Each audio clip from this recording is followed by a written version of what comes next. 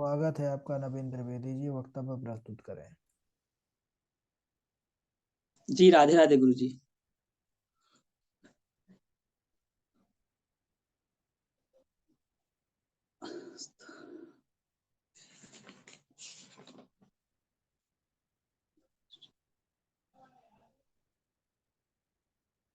अस्मद्गुरुभ्यो नमः। अस्मत्परमो नमः।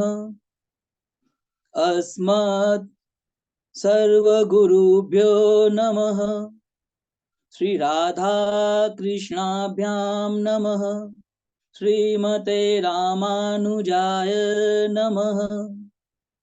लंबोदरं परमसुन्दर एकदन्तं पीताम्बरं त्रिनयनं परमं पवित्रम् उद्धदिवाकर्निभोज्वलकान्तिकान्तं विघ्नेश्वरं सकलविघ्नहरं नमामि। नारायणं नमस्कृत्यं नरं चैव नरोत्तमं देवीं सरस्वतीं व्यासं ततो जयमुदीरयेत्।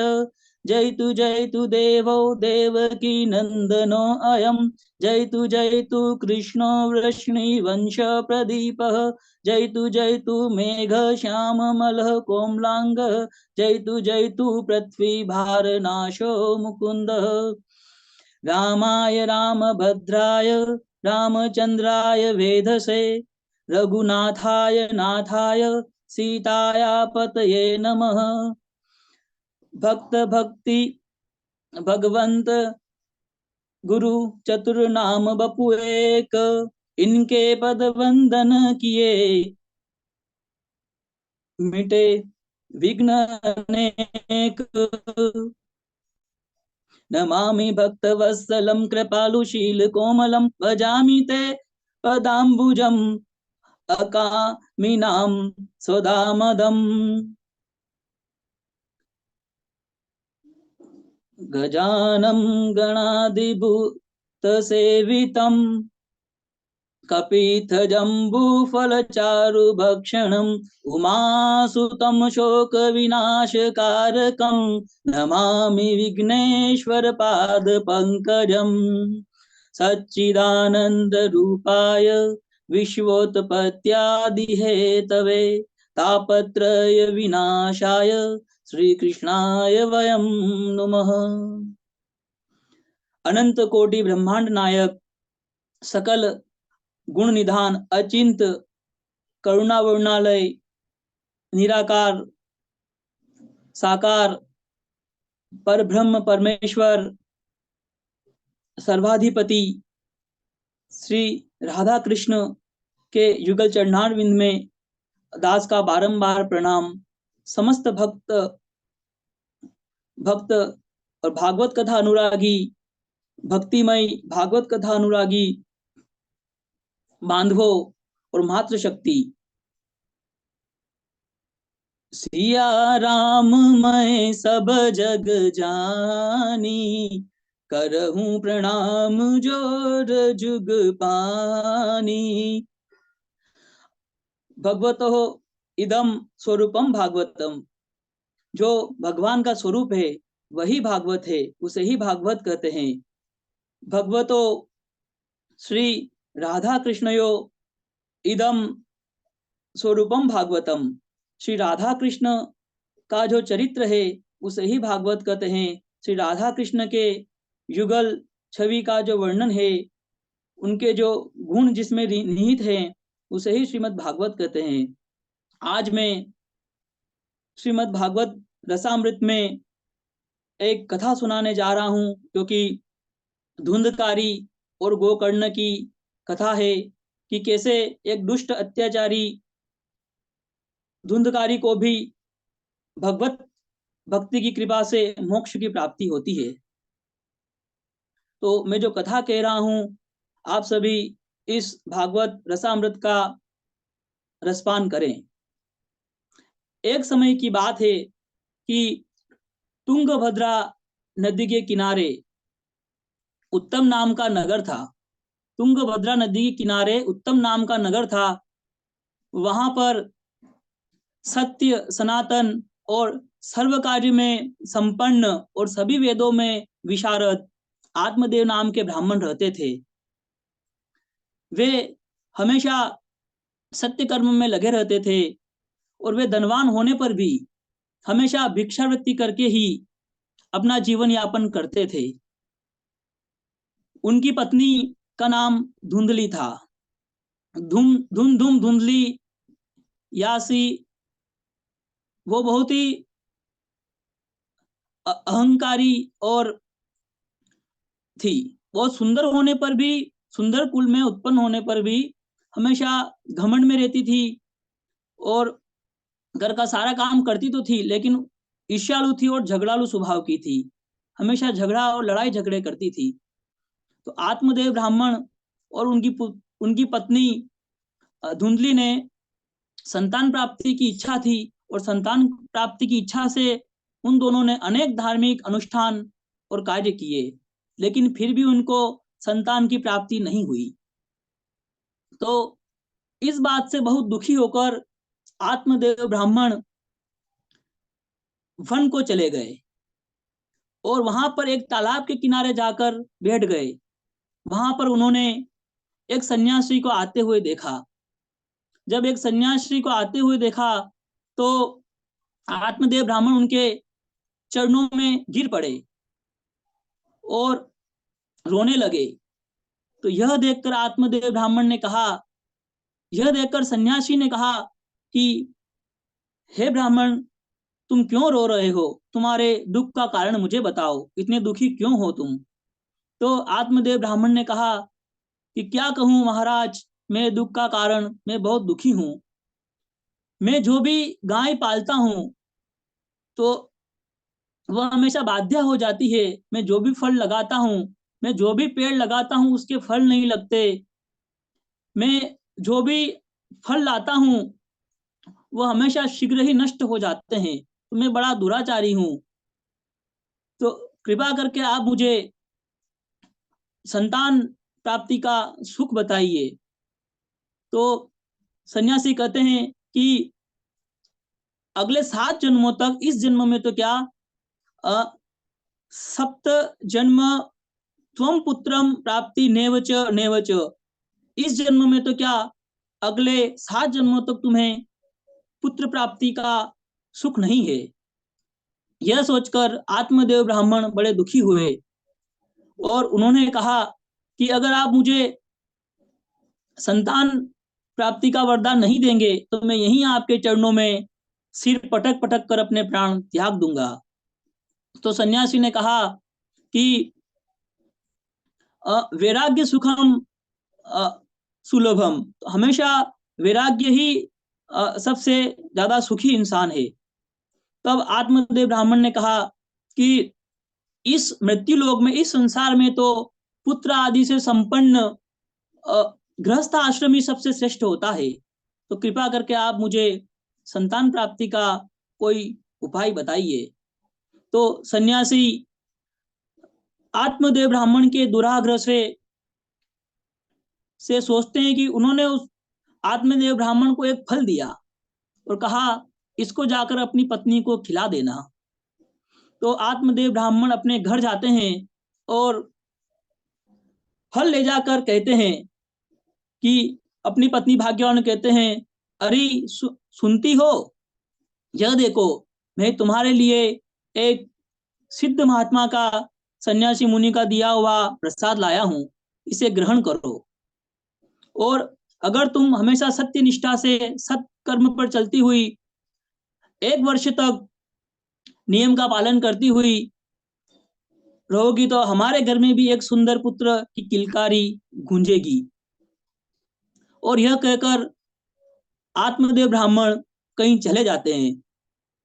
तो इतने में धुंधली की बात अपनी सखी से होती है और अपनी सखी से सारी बात करती है कि देखो ये मेरे पति फल लाए हैं, इसको खाने से हमें पुत्र की प्राप्ति होगी। और भला फल खाने से भी कोई पुत्र की प्राप्ति होती है? ऐसा कहकर वह उस फल को गौ माता को खिला देती है और सखी से कहती है कि सुनो,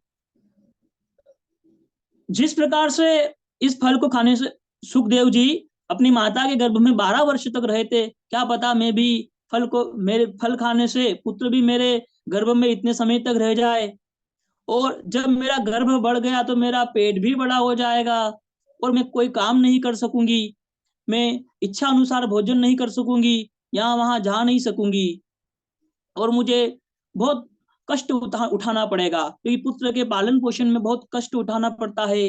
इस तरह की तर्क वितर्क की बातें करने लगी। कुछ समय बाद जो है धुंधली की छोटी बहन वहां आई, तो उसने छोटी बहन से भी यही सारी बातें कही। तो यह जानकर छोटी बहन ने कहा कि तुम चिंता मत करो, मैं भी गर्भ से हूं, और तुम मेरे पति को बहुत सारा धन दे देना, तो समय आने पर मैं तुम्हें मेरा पुत्र तुम्हें दूंगी, तो तुम अपने पति से कहना कि अपने यहाँ पुत्र हुआ है।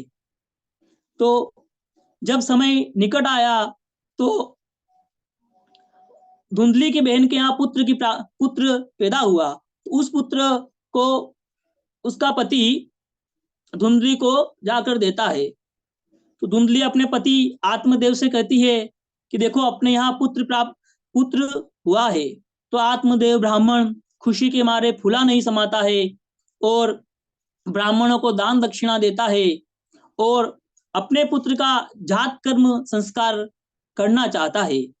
तो धुंधली कहती है कि मैंने 9 माह तक तो मैंने कष्ट देखा है, और तुम इसका नाम क्यों रखोगे, इसका नाम तो मैं रखूंगी, यह मेरा पुत्र है, तो मेरा नाम धुंधली है, तो मेरे पुत्र का नाम धुंधकारी होगा। ऐसा कर कर वो अपने पुत्र का नाम धुंधकारी रखती है। और कुछ समय बाद 3 माह बाद गौ माता के से भी एक पुत्र पैदा होता है, जिसका शरीर तो मनुष्य का होता है लेकिन उसके कान गाय के समान होते हैं। तो आत्मदेव ब्राह्मण उस पुत्र का नाम, गाय के समान कान होने के कारण आत्मदेव ब्राह्मण उस पुत्र का नाम गोकर्ण रखते हैं। तो दो पुत्र प्राप्त करके वो बहुत खुश होते हैं और गांव के सभी गोकर्ण को देखने आते हैं कि ऐसा कौन सा पुत्र है जिसका शरीर तो मनुष्य का है और कान गाय के हैं। सभी उनके दर्शन करने आते हैं। तो गोकर्ण जी तो बहुत ज्ञानी थे और धुंधकारी बहुत दुष्ट प्रवृत्ति का था, बहुत अत्याचारी था। इस प्रकार से गोकर्ण जी महान ज्ञानी थे, तपस्वी थे, और दुष्ट धुंधकारी था। धुंधकारी बहुत डाके डालता, चोरी करता, अत्याचार करता, खेलते हुए बच्चों को कुएं में डाल देता और बहुत ही दुष्ट प्रवृत्ति का था। तो उनके पिताजी भी उनसे बहुत दुखी थे और पिताजी को भी सता था, उनको गाली गलौज करता। तो पिताजी भी बहुत परेशान थे। ये सोचकर पिताजी वन को चले जाते हैं। तो गोकर्ण जी पिताजी को समझाते हैं कि पिताजी आप पुत्र मोह त्याग दीजिए और आप संन्यास ले लीजिए, क्योंकि यह सब मोह माया है, पुत्र ये सब यहीं के लिए है, और आपको भगवान की भक्ति करना चाहिए, भगवत प्राप्ति का मार्ग अपनाना चाहिए। आप वन में जाइए और भगवान की भक्ति करिए, भगवान की भक्ति से ही आपका उद्धार होगा, क्योंकि यह शरीर तो नाशवान है, इसलिए आप भगवान की भक्ति करिए। यह सोचकर आत्मदेव ब्राह्मण जो है वन को चले जाते हैं और वहां पर भगवान की भक्ति करते हैं, और भगवान की भक्ति करते करते भगवान के श्रीमद् भागवत जी का 10वें स्कंद का पाठ करते हुए श्री भगवान को प्राप्त कर लेते हैं। बोले कृष्णचंद्र भगवान की जय हो। और जब पिताजी के जाने के बाद धुंधकारी और स्वच्छंद हो जाता है और भी ज्यादा अत्याचार करने लगता है, और वो अपनी माँ धुंधली से छीना झपटी करता है, सारा धन मांगता है कि बताओ धन कहाँ छुपा रखा है। जब माँ कहती कि मेरे पास धन नहीं है, तो माँ के साथ वो मारपीट करता है और उन्हें लकड़ी से पीटता है, तो धुंधली भी अपने पुत्र धुंधकारी की दुष्ट प्रवृत्ति से परेशान होकर रात के समय कुएं में कूदकर अपने प्राणों का त्याग कर देती है। अब मां के जाने के बाद धुंधकारी और भी दुष्ट प्रवृत्ति का हो गया, और गोकर्ण जी, मां के जाने के बाद गोकर्ण जी भी तीर्थ यात्रा को चले जाते हैं।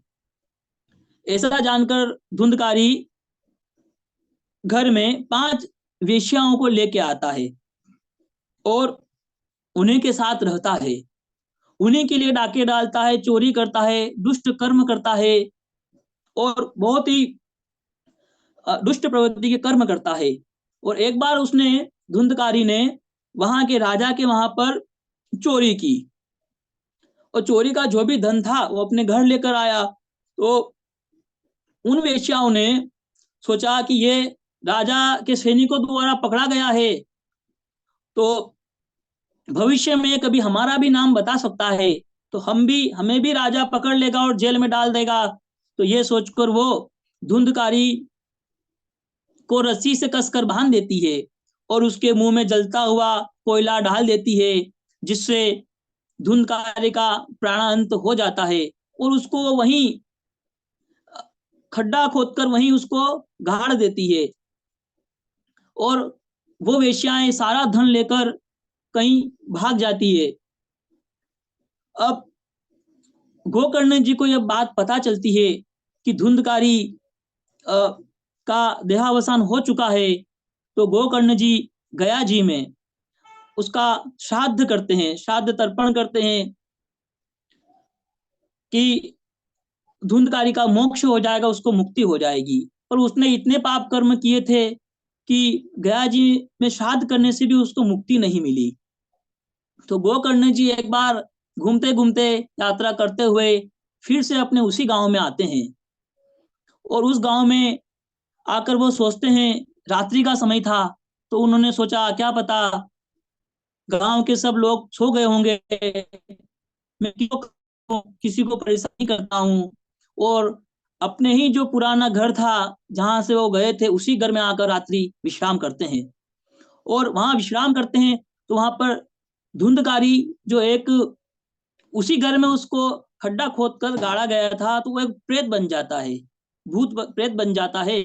तो वो वहां पर तरह तरह के भेष बनाकर, कभी भैंस का रूप कर कर, कभी भेड़ा का रूप कर कर, कभी हाथी का रूप कर कर, कभी राजा का रूप करके, कभी अग्नि के रूप में प्रकट होता है और तरह तरह से डराता है। तो गोकर्ण जी जो थे वो हमेशा संध्या वंदन करते थे, गायत्री मंत्र का जाप करते थे, बहुत ज्यादा गायत्री मंत्र का जाप करते थे, तो एक सिद्ध पुरुष हो गए थे। तो प्रेत उनके पास नहीं आ सकता था। तो उन्होंने कहा कि तुम कौन हो? तो धुंधकारी कुछ बोल नहीं पा रहा था। तो गोकर्ण जी ने जल लेकर, हाथ में जल लेकर, और गायत्री मंत्र से जल को अभिमंत्रित कर कर और धुंधकारी पर छिड़का, तो वो प्रकट, प्रेत के रूप में प्रकट हो गया और उसमें बोलने की शक्ति आ गई। और वो बोला कि गोकर्ण जी महाराज, मैं तुम्हारा भाई धुंधकारी हूं, मेरे ही अत्याचार से और दुष्ट कर्मों से और माता पिता को सताने के कारण मैं प्रेत योनि मुझे प्राप्त हुई है। और तब गोकर्ण जी कहते हैं कि मैंने तुम्हारा गया जी में श्राद्ध किया है, फिर भी तुम्हें मुक्ति नहीं मिली। तो धुंधकारी कहता है कि गोकर्ण जी महाराज, भैया मैंने इतने दुष्ट कर्म किए हैं कि मेरे इतने हजारों पाप हैं कि गया जी में भी मेरी मुक्ति नहीं हो सकती है, तो तुम मेरी कोई मुक्ति का उपाय सोचो और मुझे इस प्रेत योनि से मुक्ति दिलाओ। तो यह सोचकर गोकर्ण जी कहते हैं कि तुम अभी तो अपने जहां से आए हो उसी स्थान पर चले जाओ, मैं सवेरे तुम्हारे मुक्ति का कोई उपाय करता हूँ। गोकर्ण जी प्रातः काल होने पर गांव के प्रतिष्ठित साधुओं, संतों और पंडितों से मिलते हैं, गांव के सज्जन लोगों से मिलते हैं। और लेकिन गांव के लोगों ने उस बात पर कुछ ध्यान नहीं दिया। तो गोकर्ण जी स्वयं फिर सोचते हैं कि इस पृथ्वी पर तो साक्षात सूर्य भगवान जो है, नारायण, सूर्य नारायण भगवान, वो हमेशा रहते हैं। अपन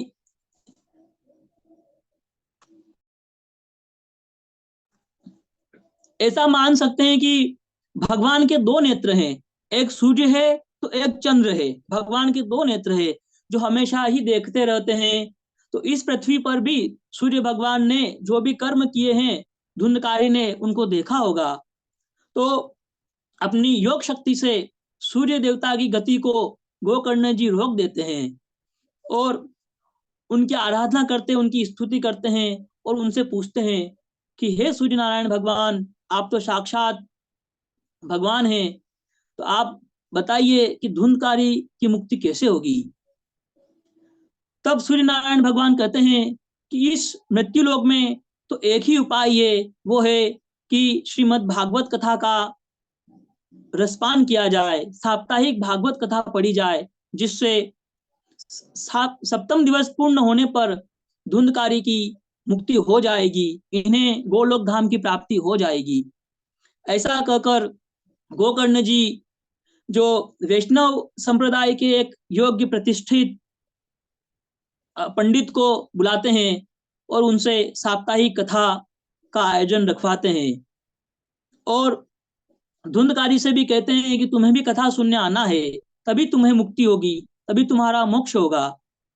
तो कथा श्रवण शुरू होती है और गोकर्ण जी भी सुनते हैं, गांव के सभी व्यक्ति कथा को श्रवण करते हैं। तो जब धुंधकारी वहां आता है तो वो हवा रूप में होता है।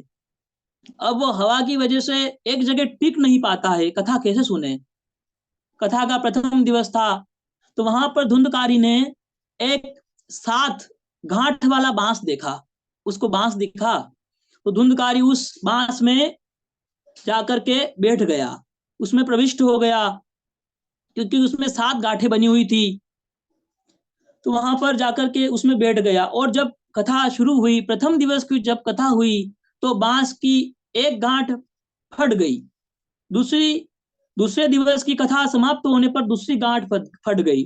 उस प्रकार से तीसरे दिवस की भागवत कथा समाप्त होने पर बांस की तीसरी गांठ फट गई। इस प्रकार से 7 दिनों की भागवत कथा संपूर्ण होने पर जो है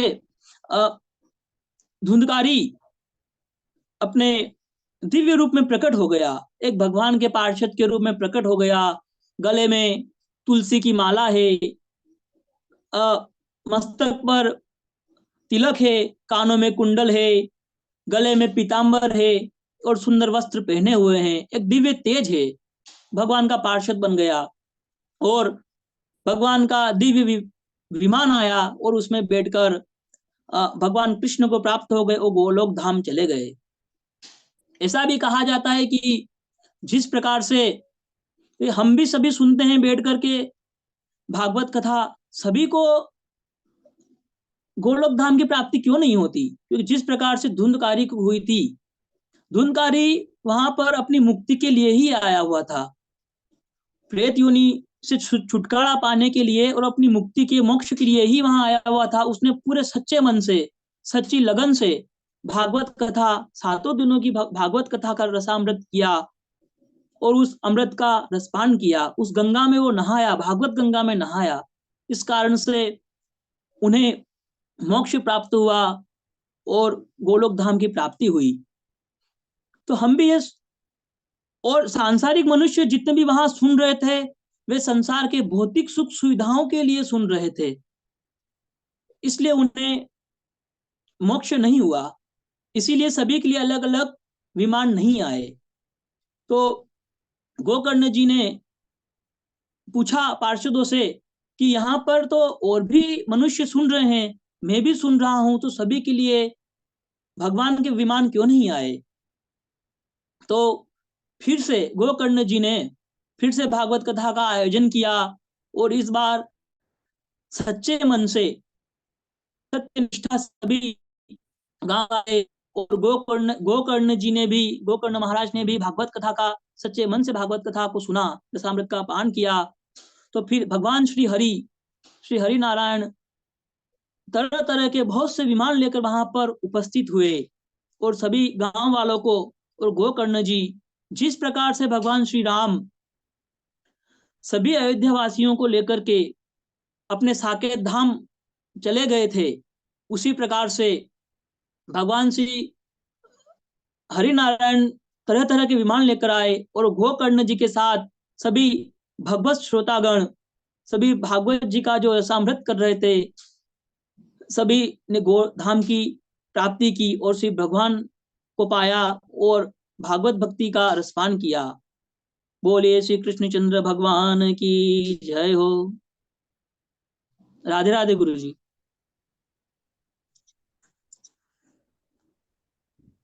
बहुत सुंदर आपके बहुत बढ़िया, बहुत मुखार बढ़िया। बिंद से भागवत की कथा सुनकर हम प्रसन्न हुए। बहुत सुंदर। बहुत अच्छा धन्यवाद। नवीन त्रिवेदी जी, हमको स्मरण है आपका पहला वक्तव्य, और बहुत बहुत अच्छा। अभी तो ज्यादा वक्तव्य भी नहीं किया आपने, लेकिन और इस बार तो आपने बहुत अच्छे जी से गुरु एकदम बहुत मेहनत किया। ठाकुर जी कृपा बनी रहे। जी गुरु जी, आपका आशीर्वाद चाहिए जी। बहुत सुंदर। वो हमारे झा जी प्रसन्न हो गए तो हाँ अब जी हमारी नवीन जी, वही बहुत मैं भी बोल सुंदर रहा था भैया, बहुत सुंदर वक्तव्य किया आपने। जी दुबे। हाँ, जैसा गुरु जी बता रहे हैं, मुझे भी पहला आपका वक्तव्य याद है, और मतलब दो उसके बाद में एक दो बार किए, अभी वाला तो एकदम बहुत ही पक्का ही एकदम ऐसा लग रहा है आपका। बहुत अच्छा हुआ है नवीन भाई। जी। राधे राधे। राधे राधे। बहुत अच्छा त्रिवेदी जी, बहुत बढ़िया। ऐसे ही लगे रहना है। गुरु जी, हाँ। गुरु जी मैं वो रुद्राष्टकम भी सुना दूं क्या? अभी 10 एक मिनट का और समय है तो। अच्छा, रुद्राष्टकम सुनाना चाहते हैं? ठीक है, ठीक है, ठीक है। जी गुरु जी, मैंने याद भी किया था, 15 20 दिनों से मैं तैयारी कर रहा था ठीक उनकी उसकी। ठीक ठीक है, ठीक है, सुनाइए। जी। ओम नमः शिवाय। जय हो।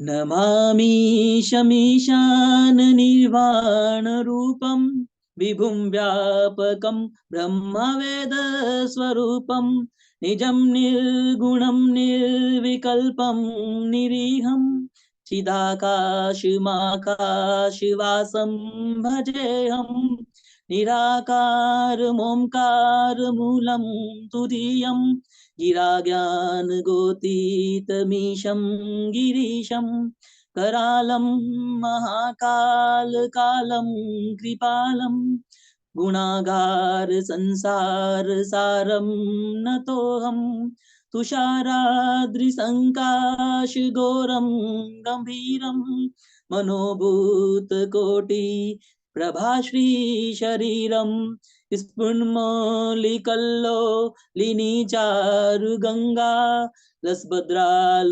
बालेन्दुकण्ठे भुजङ्गा चलत्कुण्डलं शुभ्रनेत्रं विशालं प्रसन्नाननं नीलकण्ठं दयालं मृगाधीशचर्माम्बरं मुण्डमालं प्रियं शङ्करं सर्वनाथं भजामि प्रचण्डं प्रकष्ठं प्रगल्भं परेशम् अखण्डम् अजं भानुकोटिप्रकाशं त्रयशूलतिर्शूल त्रिमूलं शूलपाणिं भजेऽहं भवानीपतिं भावगम्यं कलातीतकल्याणकल्पान्तकारी सदा सच्चिदानन्ददाता पुरारी चिदानन्द सन्दोह मोहापहारी प्रसीद